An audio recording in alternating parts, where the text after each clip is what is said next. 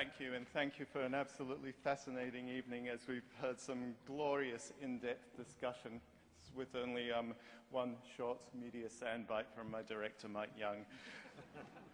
And we've also explored a little bit of the paradoxes. We've heard from Andrew Stock how the news is dominated by fear, but at the same time we've got 1,000 megawatts of solar being installed by people who want to act.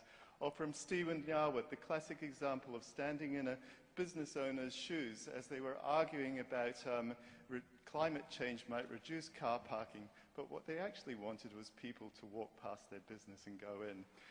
And Mike Young, showing us that's the difference between something that we get very excited over, a small change in price from pricing carbon of 1 to 2%, compared to something that we ignore, the massive movements of the exchange rate all of the time. And from David Knox, that there's more common ground between business and government than people are led to believe. So we're clearly, as David Klingberg puts it, feeling the impacts of climate change now, but we're not acting with it in our psyche or our consciousness, and it's hard to translate it into it.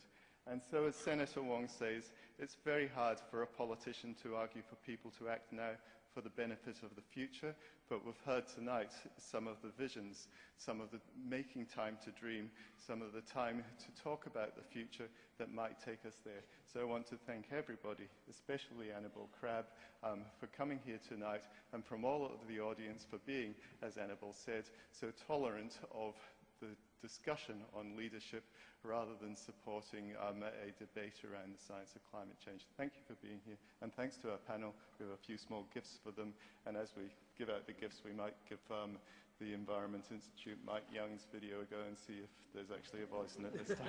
Thank you for coming.